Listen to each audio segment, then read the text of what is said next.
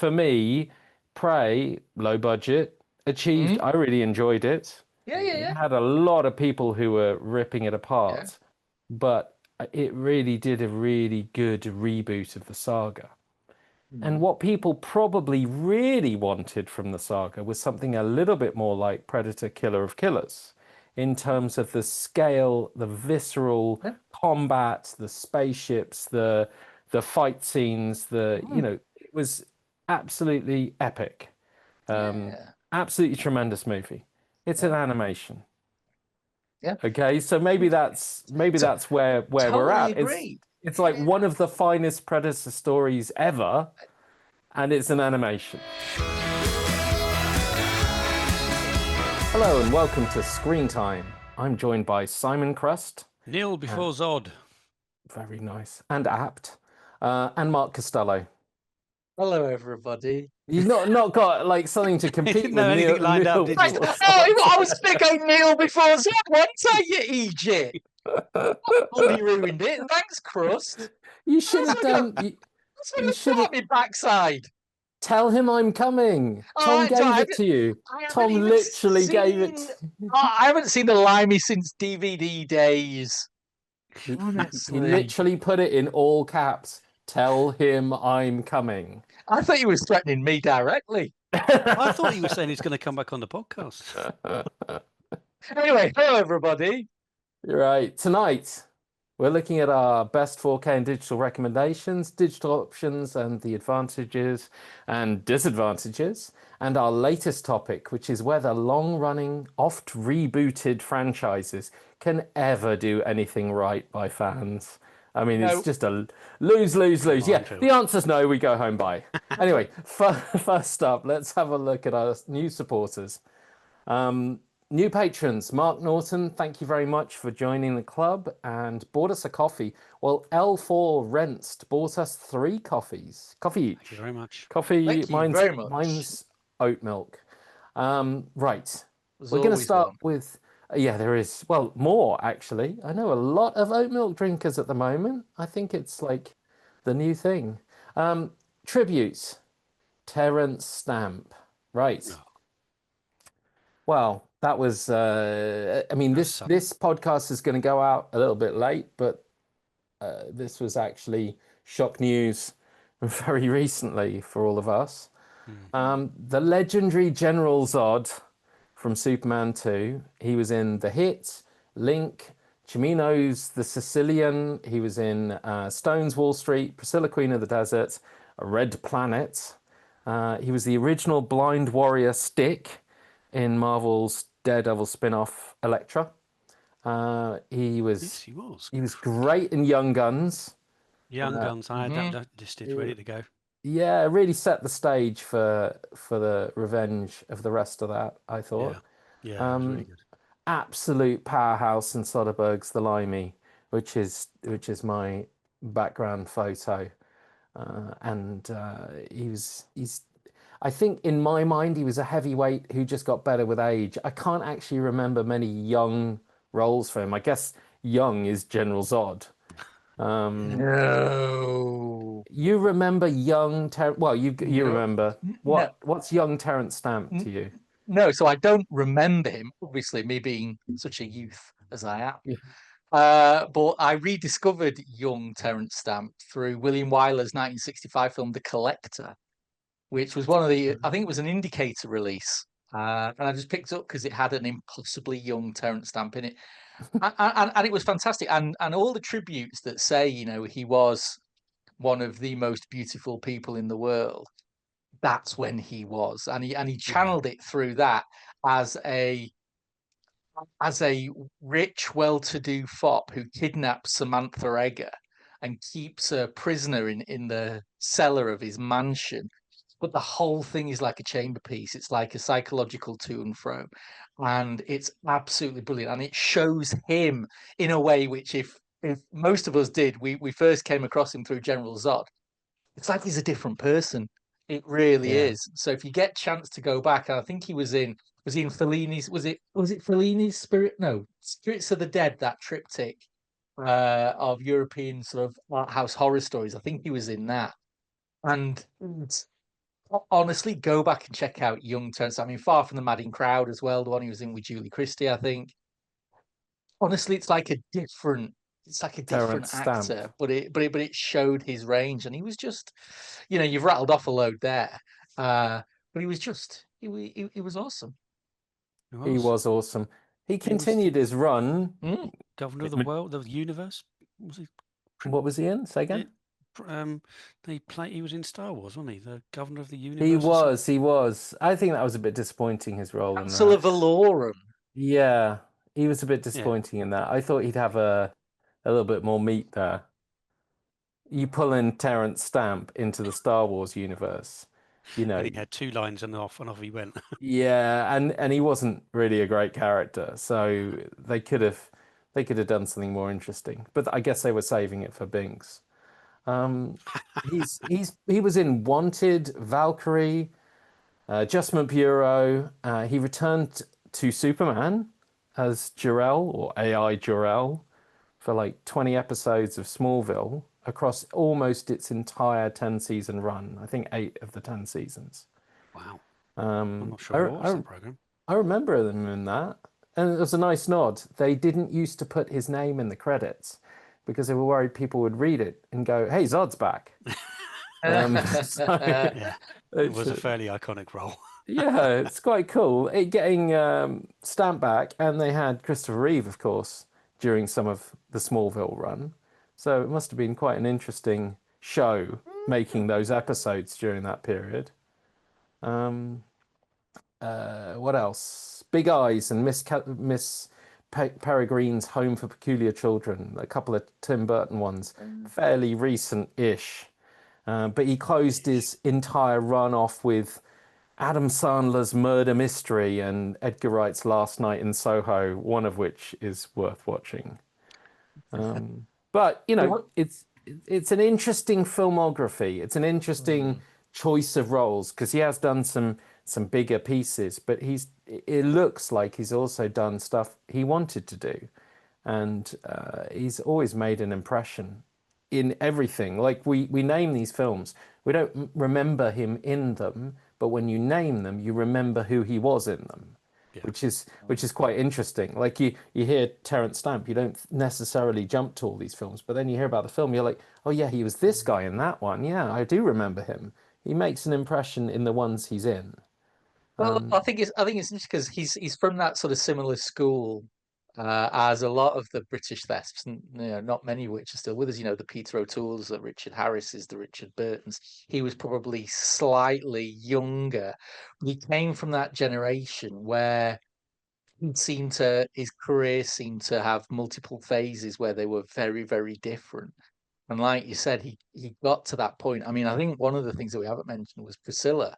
How sort of groundbreaking that was at the time, and to see someone like Terrance Stamp, in full makeup, in full regalia, in the mid-90s, he had that kind of attitude which we don't see anymore, that he just didn't give a crap. He wanted to do what he wanted to do. He wanted to work with the people he wanted to work with, and everyone wanted to work with him because of who he was, and we won't see that. We won't get another generation like him, like David Hemmings, people like that. We won't get that anymore, and it's a shame. So it's a doff of the cap to the last man standing. I think it really is, isn't it? Yeah, I have to say it was sad news for this. I've taken a lot on the chin with some of the news of people passing, but Terrance Stamp, yeah. Right, your favorite Terrance Stamp movies, quickly. What do we got, Simon? You're gonna do Zod? Your favorite one, just one. Well, pick one. It is. I'll go with Young Guns then. I mean, I nearly went with Company of Wolves because that's really left field. But no, I'll go with Young Guns. He is great as a catalyst in Young Guns. He seems to be the only person who can keep all these people in check. Yeah, and it's a very, very dignified role. It is. Yeah, you can see him as the leader of that unruly bunch, can't you? Yeah, definitely.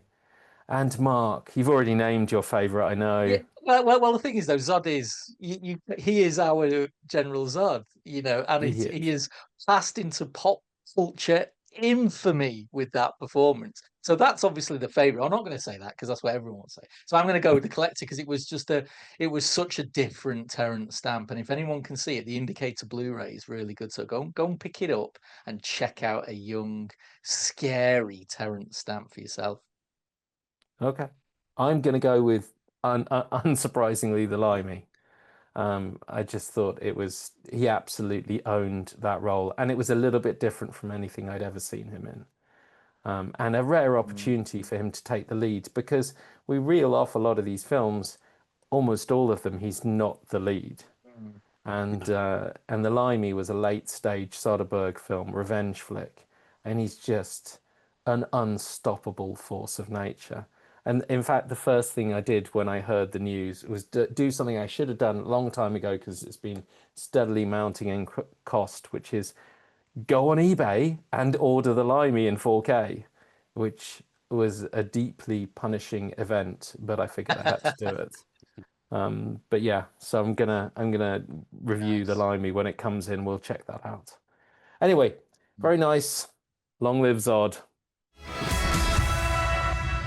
Okay, let's have some 4K recommendations. If you want the full reviews, head over to the site. We're gonna do the numbers again as best we can, as long as some of us don't just read the whole review like last time, Mark. You know, I mean, it's just, I can't believe it. No, numbers, Harlow. Remember, numbers. I've got you down for over the top. Come on. Yeah. Well, classic Stallone. It's an 8 out of 10. Oh, what? Not It's a tricky one. at all. I mean, it's never a 6. It's never a 6. But it's anywhere between a 6.1 and a 12.7. No, it make of it what you will, nostalgia fans. Those who grew up and loved it will still grow up and love it. If you did love it, the new Cape Light release is great technically, fantastic picture quality, decent transfer of the audio tracks. However, 2 trailers. 2 trailers, that's it.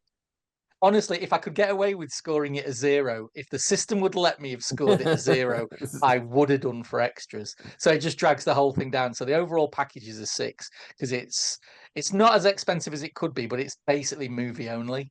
So a bit of a disappointment there. Yes, you'd have thought there'd be like a 5-minute little how-to on becoming an arm wrestler from Stallone. Well, I mean, quite frankly, you can't go onto the internet these days without tripping over gobshitey middle-aged people who are just more than happy to wax lyrical about the most inane films. Could they not have dragged any of them up just to talk a little bit about Over the Top? I mean, seriously, did no one else pick up on that? Would the have been fact... over the top to do that, mate. Yeah, Well, there's a lot of OTT jokes being slung around here, I suspect. I mean, how did anyone not notice the fact that his character name is Lincoln Hawk? You're really stuck on this. Yeah, his wife is, or he addressed his letters to Christina Hawks. I mean, come on, what's going on? just what is it? What's his surname? I need to know, man. Literally the only person. I felt the same about a straight-to-video Seagal movie I once watched, and there is no answer. It's just a bottomless pit. Honestly. Anyway, speaking of disappointments. Sunset Boulevard. Sunset Boulevard. The film is one of the very few perfect films ever made. Brilliant. I don't throw 10s around very often, but this gets a 10 every day of the week. And even more so when you realize its message is still so wholly relevant, especially in the social media driven age. But Paramount are going to Paramount. They've done one of their typical mass manipulations on the picture here. Now, granted, it came from pretty ropey stock. The original camera negative doesn't exist. But they've apparently gone to town on the restoration, but it just looked digital, smeary grain, fluctuations in detail, you name it. So I gave it a 7 out of 10, which was probably a little bit generous. Audio is 8, and extras, it's all the same extras that was on the 2012 release, I think. So no new extras either. So this is one of those where if you don't own Sunset Boulevard, pick this up. If you do already, I might be tempted to sit out the expensive tap version and wait for the slightly cheaper one. But overall, it gets an 8 purely on the strength of the film, which is amazing. I feel like you could have tweaked these scores so it made it look like you thought Over the Top was better than Sunset Boulevard. Yeah, I'm not You going could to do have done that. this. You I'm could not have going to done do it. that. You could have. You No. could have found a way. Simon Poseidon. Poseidon, yeah, the remake of the Poseidon adventure starts off quickly and goes and then puts it into a high gear and goes even faster. Non-stop pace. The boat is sinking. We've got to get under the boat, right to the bottom, out of the propeller. It's the only way to survive. Completely ridiculous, mad, but quite entertaining with it. So, what did I score that one? Look at my numbers down now. I 6. gave that a 6. Give it a Yeah, 6. because it's. I mean, there's just clearly loads missing from it. If you read it, just read even a modicum about it, you know there was loads cut out, loads of backstory in the beginning. They just wanted to get the wave hit, get the thing sunk in, and get the people out. Ridiculous film, but quite entertaining. The picture is. It was interesting when I was researching it. Everywhere I was seeing was it was a 4K DI when it was originally made, which I didn't believe. And when I wrote this review, which was about a month ago, I think it's only just gone live, hasn't it? And it went live a couple of days ago. But Yeah. when I first was researching, it was over a month ago, and it was saying 4K DI, and I thought, I can't believe that. And so I sort of based my writings around that, and I went back to it. It's since been relabeled as a 2K DI, which makes much more sense considering the age of the film. And when you look at the picture, it kind of makes sense. You know, you can see that it looks like a very, very good Blu-ray. It doesn't look like an HDR 4K disc. It's not bad. It's technically proficient, but it just doesn't have that Extra pizzazz. It doesn't buzz. have that energy that the It's all the 4Ks CG, get. isn't it? You know, there's no way they Yeah, were going to finish in 2006. There's no way they were going to exactly. finish that CG at 4K. So it had to Exactly. be a 2K, didn't it? Absolutely, exactly, actually, absolutely right. So, yeah, I mean, it looks fine, but it's not. You know, when you put it next to even a good upscaled 2K DI, it doesn't even look as good as one of those. I give it an 8, probably being a bit generous. Sound top notch, absolutely fantastic, brilliant wall-to-wall sound, crashing everywhere. Oh, it's absolutely brilliant. 10 out of 10. Can't fault that. And even though it's not an Atmos track or DTXX, it's only a 5.1, but it's brilliant. Absolutely Only brilliant. a 5.1. Only a 5.1, but Dare you know you. when they get it right, oh my god, does it get it right? It's Yeah. absolutely brilliant. A whole load of extras. Just a whole load of stuff on it. Old, new, plus a bit of tat as well. Fantastic. I'll give that a 9. So I mean, overall, I think I went with a 7, which is, I mean, it's a good disc. It's an okay film, but you know, technically it's quite good. So that's what I went with that one. It's fun. What do you Very think? nice. Very Yeah, nice. yeah. Yeah. Very nice. And you also did Aguera, The Wrath of God. I did. I wrote that today. I don't even know if it's in. Is it? It's not. It I should definitely. I know be it's should be definitely not live by the live. time this podcast goes out. Yeah. Right. Okay. So technically, okay, there it is. I mean, it's not live. That's what in the coming soon, whatever it's called. I can't remember what it's called now. Yeah. So yeah, if you look in these top 100 best films ever made, you'll normally find this film on it. If any highbrow critic will say, "Oh, this is one of the best films ever made," look at the way it is. And when you look at the film, it does look amazing. It's a stunning looking film, framed beautifully, all live in the Peruvian jungle down the Amazon. It's absolutely amazing. But the film's crap, terrible film, just awful. I Didn't love like the it at all. fact AVForums reckons Over the Top is twice as good Quite. as one of One of Werner Herzog's all-time bangers. AVForums people. You know, this is what is so good about film, isn't it? We all have different interpretations. We all bring our own. It's definitely no K-pop Demon Hunters, I tell you. Absolutely. But I just couldn't get on with it. I just couldn't go on. There's something about it. It just alienated me. I just couldn't get on with it at all. Despite the fact that it looks amazing, it's well acted. I just couldn't get on with it. So my score is reflected in that. I mean, if you think it's one of the best films ever made, more power to you.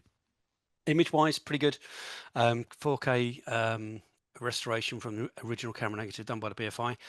When it's good, it's stunning, absolutely brilliant, pristine.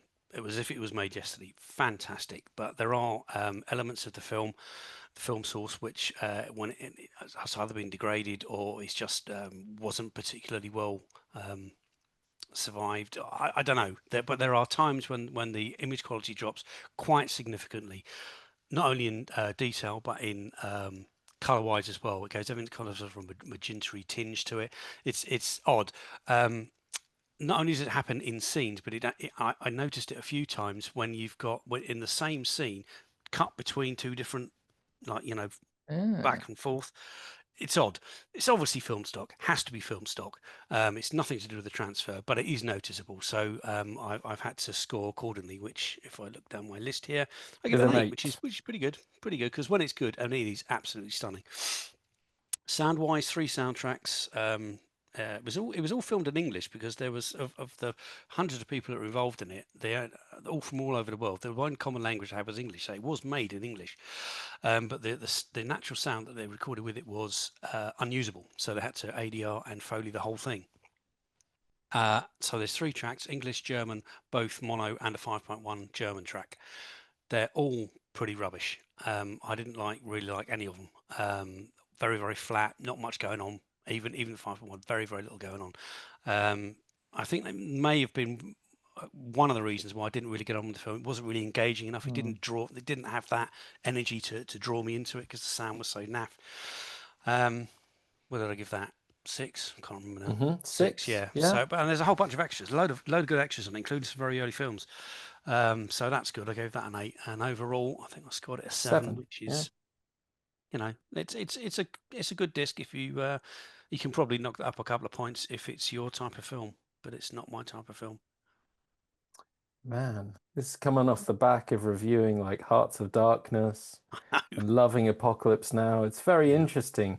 Be interesting to see what a different alternate universe Simon would have given it if you'd have watched it in the same era as you watched Apocalypse Now. Coming into it 2025, I wonder whether there's just there's no flexibility there. I didn't get on with it either, Mark. So No, well, to be fair, I mean, neither did I. okay. But I mean, I don't know if it's a 4, but the thing is, something like Fitzcarraldo was a much, because it had that hook. It had the hook to it, which sort of made the madness seem almost worthwhile. In this, it was just watching Klaus Kinski be Klaus Kinski in the jungle. You have no idea where he was acting or where he was just going absolutely insane. That's him in every film he's ever True. done. So, yeah, basically. Very true. Oh, well. Right, mine, Hidden Fortress. Oh, Star Wars mine turned up Samurai. today. Yeah. It turned up. You got yours. Yeah, it just turned up today. I only got the PR disc. Mm. Oh yeah, that great. That you don't give a shit. Right. I love this film. I have to say, it didn't endear me to Lucas's Star Wars films anymore. And I know that part of the reason I do love the Star Wars universe is because they're space Jedi, the space samurai. But I can't help but watch something like this and just go, yeah, this should have been more on people's minds when they watched it. It's a very, very interesting movie from Kurosawa, who'd, you know, done films about classic Shakespeare and really delved deep into socio-political unrest, and he'd done masterpieces, and he comes along and does kind of cinema fodder. But underneath the surface, there's a lot going on in it. It's very nicely done. Another great performance from Mifune, and another fabulous disc from BFI. I gave the film a 9, the disc 10 for video and audio. A decent set of extras, so I gave them an 8 and a 9 overall. And as far as I know, this is another one that Criterion haven't released yet on 4K in the US. So they're 2 ahead at the moment. I think it's this and Throne of Blood they're ahead on. They're going to fall back behind one because, as far as I can tell, they released High and Low on Blu-ray. I think you reviewed it, Mark. Yeah, I reviewed it, yeah. But we're getting a High and Low Criterion shortly in the US. So it's an interesting kind of conundrum, that, because I feel like I want an entire BFI Kurosawa collection, but equally, I feel like I want high and low in 4K, particularly with the new Spike Lee, Denzel Washington highest to lowest coming Well, but the out. thing is with Criterion, though, they've got no guarantee it's going to play HDR on it because haven't all Yeah, the they haven't. No, Kurosawa Criterion's been yeah, SDR. Yeah. yeah, they've been, questionable about their treatment. I've loved the BFI sets. I haven't ever felt the need to go nuts over the Criterion versions, but yeah. Anyway, this one's great. Another one for the BFI. It kind of offsets Aguirre, and Nosferatu coming soon. I do. I think I don't Simon. have the disc yet, but No, I think it's on its way this week. That's what, your 10th Nosferatu variation. early September. No? Oh, yeah, I've done loads of them. Yeah. I'll be having that one. Oh, yes. My we'll see. other one was Things to Do in Denver When You're Dead, which is a US release. I know you warned me against revisiting this, Mark, but I had a ball. I love Garcia. I love the cast. Christopher Walken, Steve Buscemi. It's a lovely cast. It's got a soppy romance through line with some clunky dialogue, but which is ironic because I think he uses the word clunky in it. But anyway, but it still works. It works enough for me, almost entirely just because of Garcia. He deserved more roles like this. This was a later stage lead for him. Nice disc. You have to import it. I gave it an 8 for the movie, 10 for the video, 9 for the audio, 8 for extras, and a 9 overall. And that should go live, hopefully by the time the podcast comes out. Digital recommendations. I only put one in this week. This is Mark's Alien Earth, which you gave a 7. So I'm going to do the entire commentary for it because it's going to be our point of discussion. Because that's where we're at. You have piqued my interest in it, but the level of comments on your review just seems to feed this notion that no one is ever going to make anyone happy with these TV shows and movies. So save that, Kaz. Save that. Yeah, Stick a pin in I know. it. Stick a pin in it. Okay. So Alien Earth, yeah, it is. It's the Alien Romulus of the small screen. It looks like an alien film. It sounds like an alien film. Probably smells like an alien film. But it's also written like an alien film. And of course, the issue we have here is there are terminally ill children put into the bodies of grown-up super soldier cyborg types. So in essence, what you have are a group of children hunting the xenomorph and all manner of other slimy, hideous things through the bowels of a crashed ship. So I'll just say that again. You have children hunting the alien. That's the hook of this. Now, you'll see from the comments, some people can go with that, some people can't.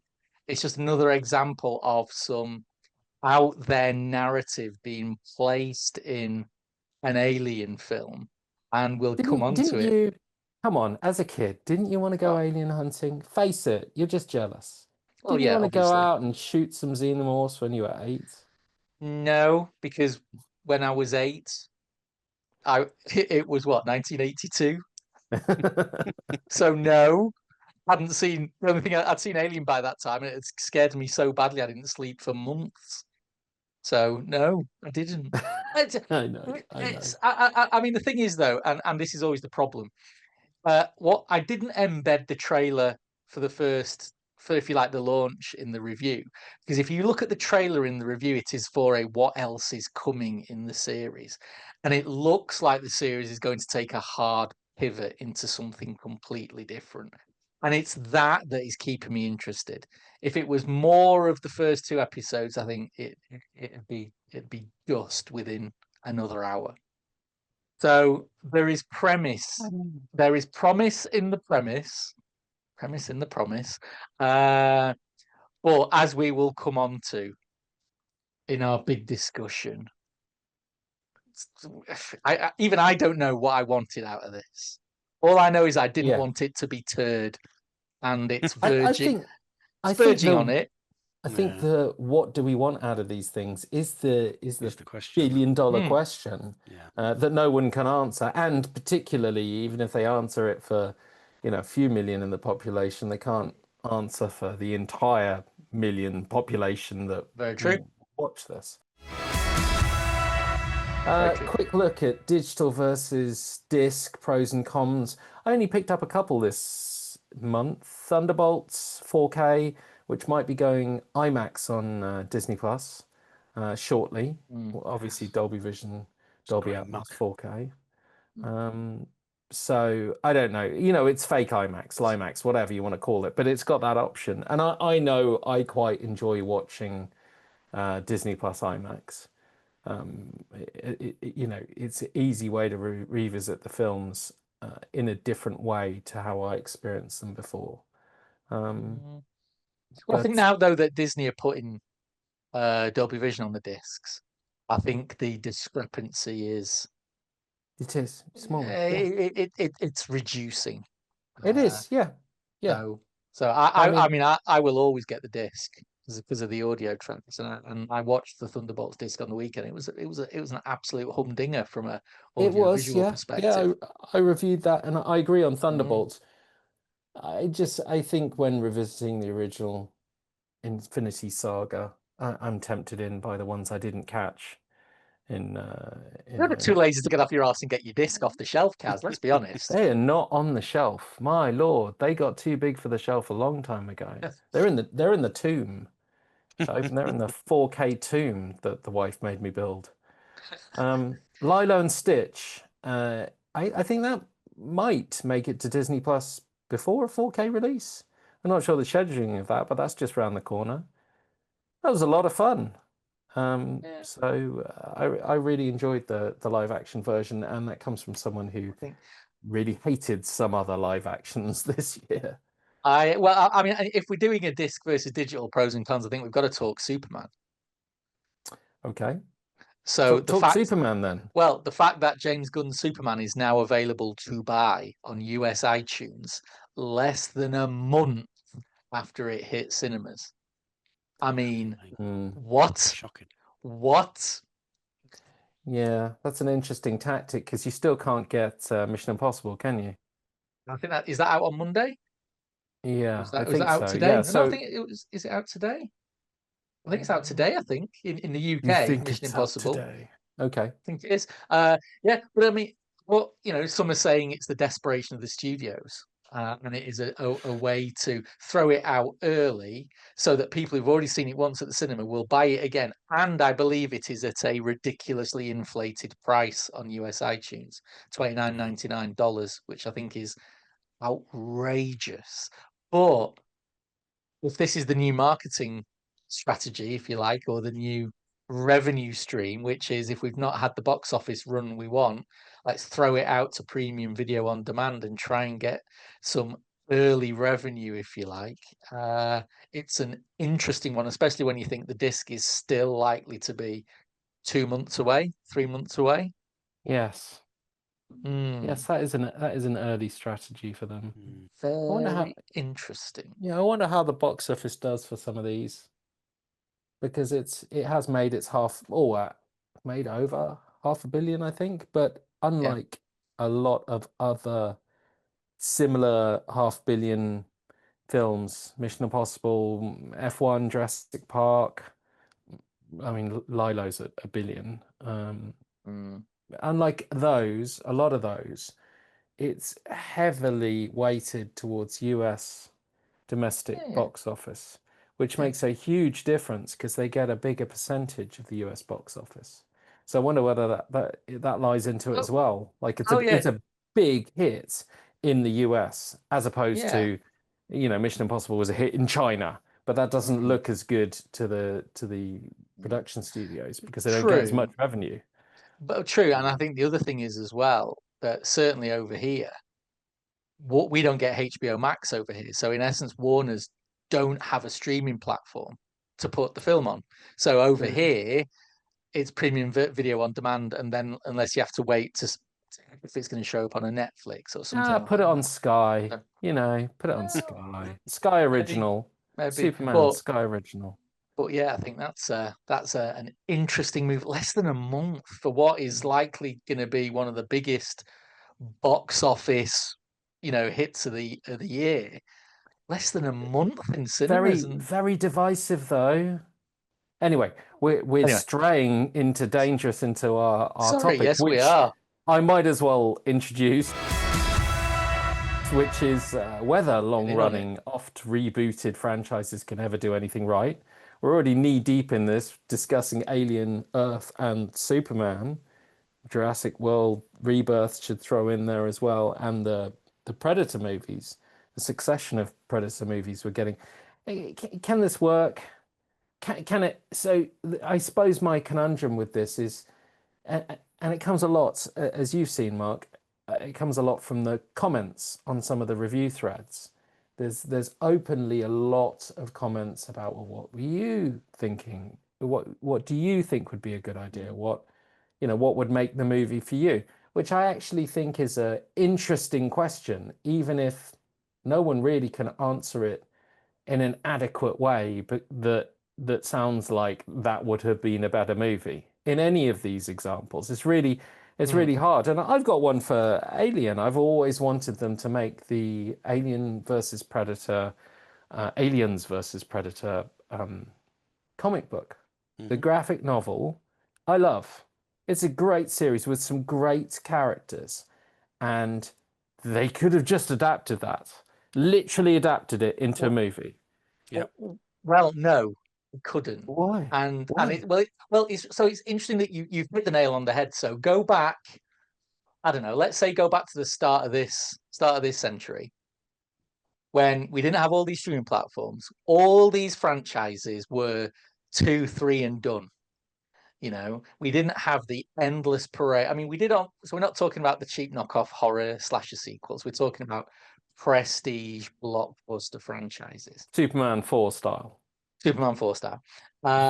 Where the likes of Alien, Star Wars, Star Trek, obviously all the DC and Marvel stuff, you name it, where they all had a life was not on the big screen.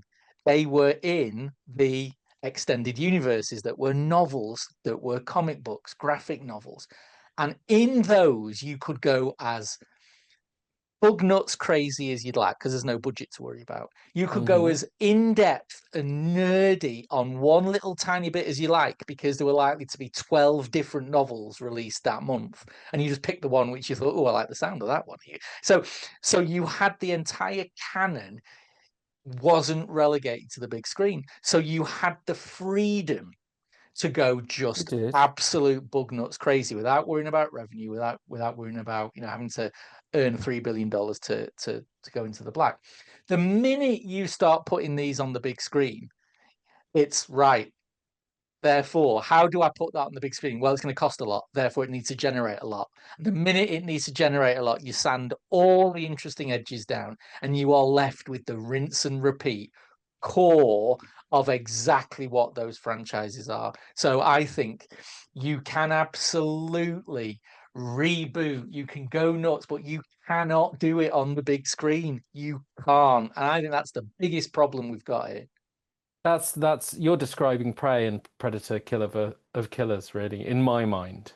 Because for me, Prey, low budget, achieved. I really enjoyed it. Yeah. It had a lot of people who were ripping it apart, but it really did a really good reboot of the saga. And what people probably really wanted from the saga was something a little bit more like Predator Killer of Killers, in terms of the scale, the visceral combat, the spaceships, the fight scenes, it was absolutely epic. Absolutely tremendous movie. It's an animation. Yeah. Okay, so maybe that's where we're at. Agree. It's like one of the finest Predator stories ever, and it's an animation. Well, I mean, I've been saying it. I've now watched 45 of the animated DC films. Yeah. they're great. Yeah. And I will say that the lion's share of them are far superior to any of the live action DC films. Yes. Yes. Because, you know, they're absolutely insane. You know, Gotham by Gaslight, Batman versus Jack the Ripper. What? Shouldn't, but, you know, and it's 80 minutes. Oh, my life. Yeah. Oh, my days. Come on. Well, it's more the of that, same, please. same with Mortal Kombat. They're on the second live action Mortal Kombat movie. Go and look at Mortal Kombat Scorpion's Revenge, which is on iTunes this week for like $2.99 in 4K. And it is just bloody carnage. It's everything you could possibly want. It's the Predator killer of killers of Mortal Kombat movies. And they could never do it live action. And I saw it before seeing the last live action Mortal Kombat film. And it just pales. It's so disappointing. Yeah. So but you know, it is interesting because, you know, going back to even excusing, we're getting into Alien and Predator territory specifically, but I also find it interesting with Superman versus Man of Steel because I'm a huge Snyder apologist. I've enjoyed his DC run more than most people would admit to. I enjoyed his Zack Snyder's Justice League. I think I got an advanced invite to that cut way before it was released, and I loved it. I loved the format. I loved everything about it. I loved the 4 hours and the stupid chapters, and you know, slow-mo in every other shot. It was it was great. But what's interesting is Man of Steel was not loved when it was released. It was picked apart.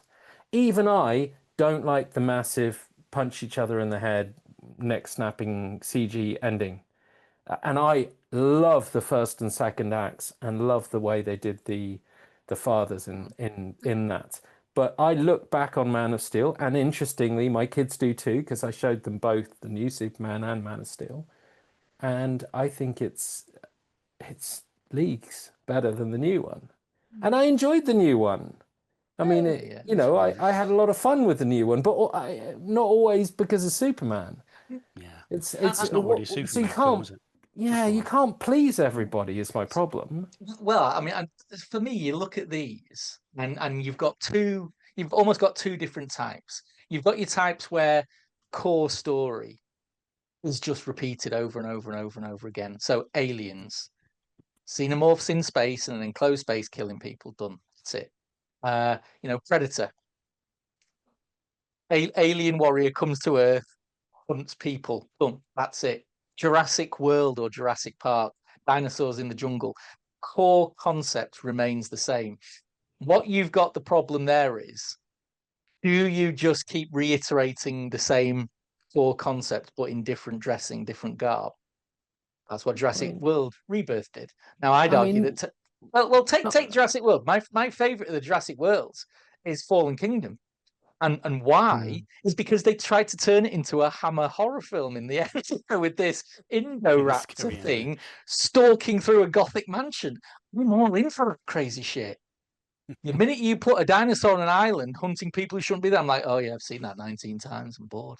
So you've got those. So those are one side of it. But then you've got your superheroes. And I think what's interesting about the superheroes is, in its core form, it's got history is reinvention, remake, reboot in the comics. They do it year in, year out, year in, year out. You know, it's every single time it's a different reinterpretation of the character. So you would expect comic book fans to be more accepting of when that happens on the big screen, but they're not.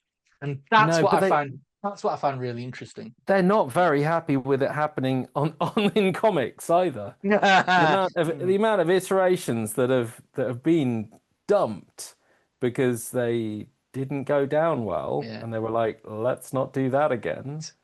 I mean, true. There's a part of this for me, which is take the Jurassic World films. When I watched Rebirth, my immediate feeling as I walked out was, I wish I hadn't seen it. I wish they'd just not have made this. Just you've just done exactly the same. There is no change. There's nothing that's any different. yeah, the CG's great, and some of the scenes are pretty actual. But oh my god! And I think this is part of the problem now. We are inundated with it. Never seems to be an end. And again, if you go back to, think of the original trilogy for Star Wars. 3 films and you're done. When 1983 rolled round, that was it. We were done. There's no more Star Wars. We'd had it. And it made those 3 feel special. You would watch them over and over again. You would build up that affinity. You would have the relationship with that film because that was all you thought you got. And I think part of the problem now is there's just too much of this crap, and I would rather them stop. Now, hopefully, the piss poor box office that we've seen this year for some of these. I mean, even Jurassic World coming in at $750 million, I think even in some way they'll consider that a disappointment because having They're all making another one. I hope They're not. Yeah, well, they are, making because I mean, they spent too much making them, didn't they? Have you They're seen it, 200 Si, before I chip in on Jurassic World? Have you seen it? No, I'm not interested. It's Quite right, interesting. is the right answer, No, I Simon. get it, and I agree to an extent. But it's interesting because it's the first Jurassic movie that the kids have been old enough to take to see. Okay. So it's an interesting perspective because I really enjoyed it. I really enjoyed it on the big screen with them. I enjoyed it in my own right, but I enjoyed them enjoying it as well. Yeah, And I get that. it's an interesting experience because I don't know whether I desperately love some of the other sequels at all. And I wonder whether this is what it needed to get some life back into it. And I do see what you're saying about Fallen Kingdom, but that seems to me like the kind of logic that I use when a film is pretty much fatally flawed, but I just want to see what it could have been. Like, so I get what you're saying, Mark, but it's like, they've tried something different there. Applaud them for it. But, the globes down the mountain lava nonsense. I mean, that was a Again, mess of a movie. that was crap because what did they do in that bit? They went back to the same sodding island, and all you got was dinosaurs on an island again. The opening to Fallen Kingdom where they're exploring the lake. It was like it was a horror film, and you thought, now this is what we want: Jurassic Park as a horror film. I'm in for some of Yeah. that. Well, then they step back from it. Oh no, I've got to go back to an island. Got to go back to the. Yeah, it turned into a $500 million Jackie Chan set piece. But even things like Dominion, the much derided Dominion.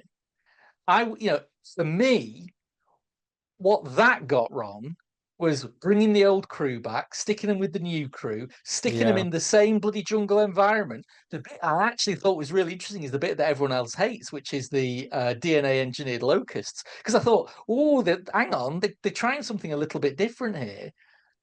But that comes right the way back to the problem, which is if you need to generate £2 billion to break even, you can't take narrative risks. You can't risk alienating 50% of your audience.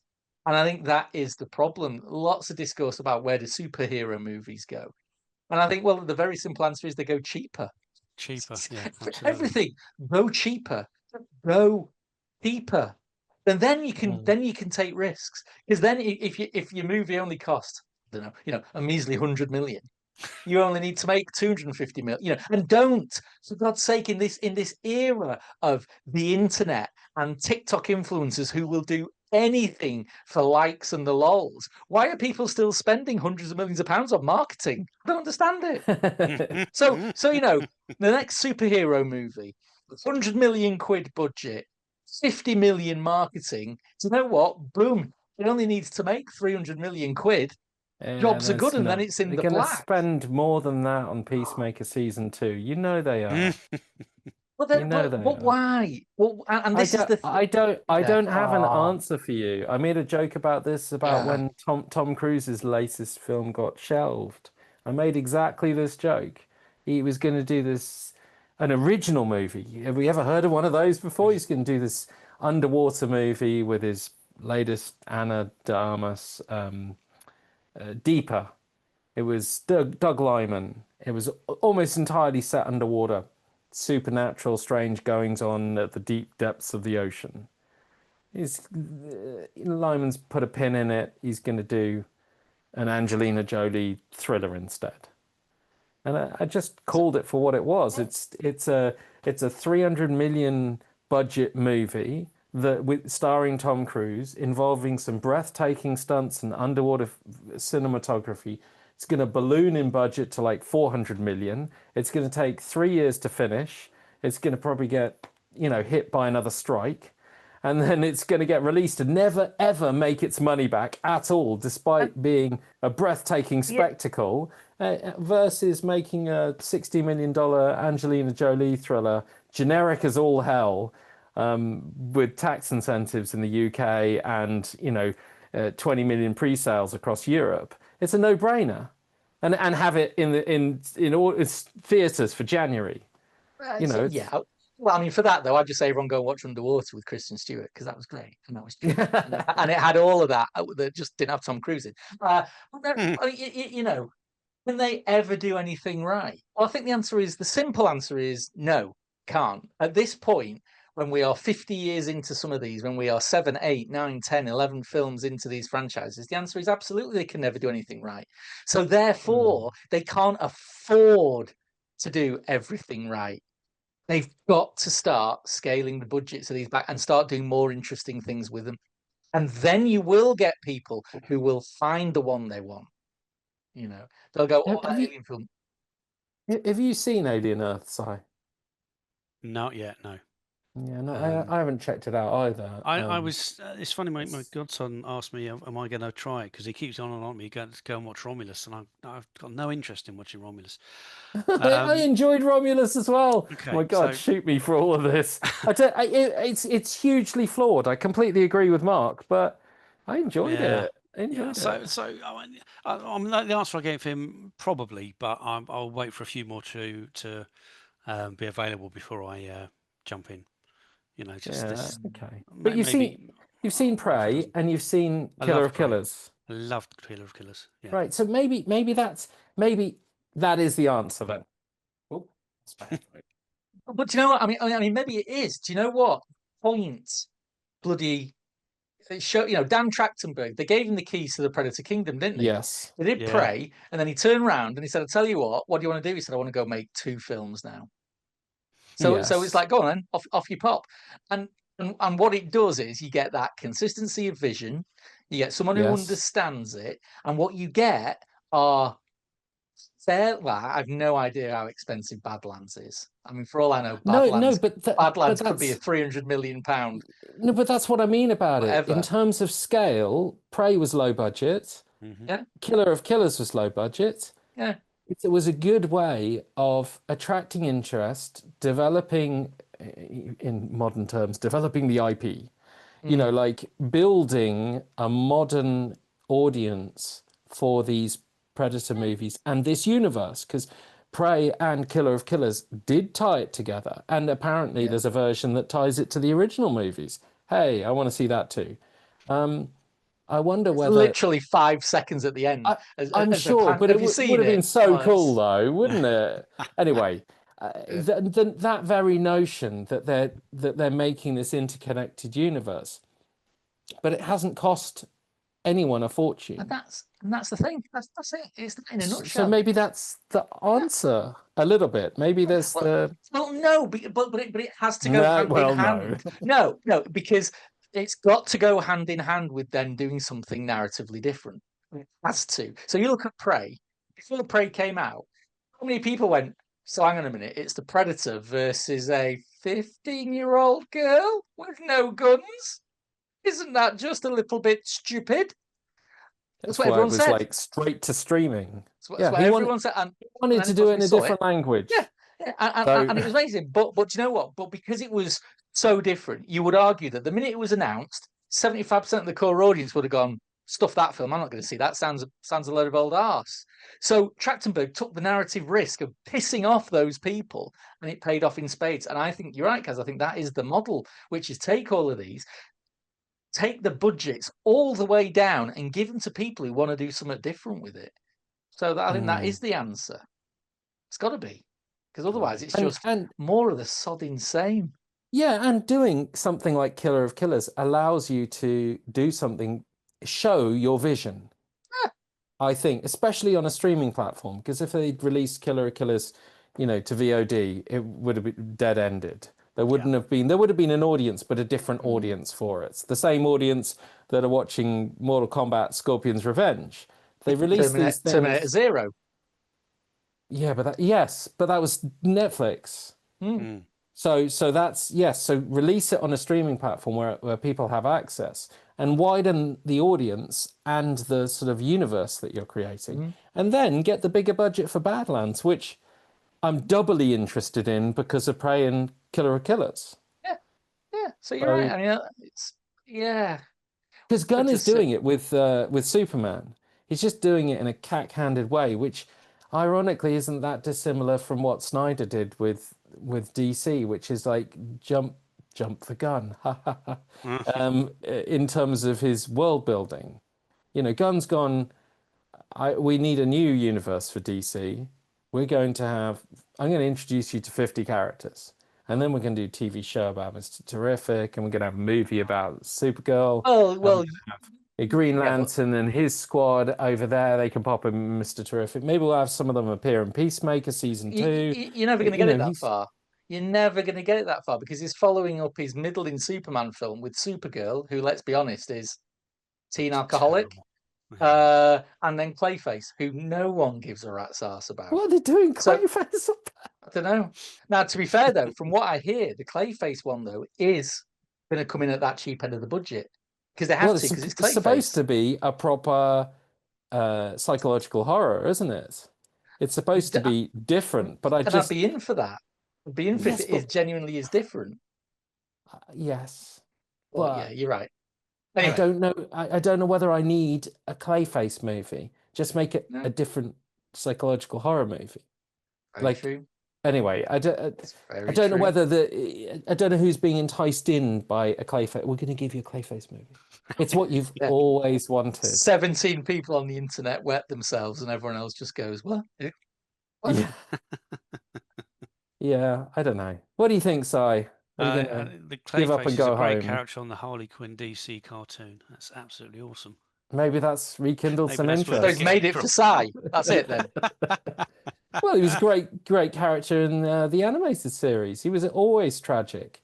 It was always very nicely played. This failing actor owed a lot of money, some serum that could preserve his youth, and it kind of goes all kinds of wrong, and then he finds he's able to mimic people. I mean, it was always interesting, but he's perpetually addicted to this drug. Otherwise, his body will just destabilize.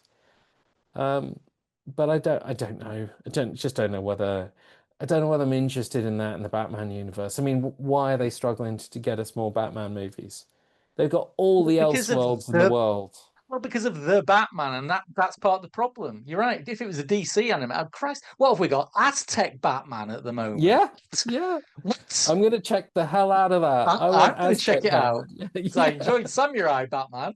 Batman Ninja. Yeah. No, sorry, Batman Ninja. That's right. And then, like you say, Gotham by Gas. I mean, that's what I mean about go crazy. Go crazy with stuff like that. And if it doesn't work, it doesn't work. But you've not lost a lot. You're on to the next one. That's what I'd rather see. Anyway. Yes. Okay. Time to go. I don't think we've answered this question at all. Basically, can't place anybody. You know what? Probably. You know what? I think we have. I think that the model that we think that people should follow is probably closer to the Trachtenberg Prey Predator model. Yeah. A single visionary, a limited budget, so not a great deal can go wrong. Don't overextend. Build your universe. And narrative risks. Yeah, take some narrative risks in it. I agree with that. Bring the creativity back. And we're never going to get the budget for Killer of Killers in terms of a live action movie. It would have been insane, and it wouldn't have made any sense because it was 3 disparate tales. People would have been, no, I'm not doing this. But as an animated project, it was just superb. Boom. Done. Right. Answer. Hollywood, employ us. We'll fix your problems. Absolutely. Give us all your millions. Stop asking ChatGPT for answers, please. Do let us know if there's ever anything we've not covered that you think we should check out. That's it for the AV Forums podcast this week. Thanks to Movies team, Simon and Mark. Bye.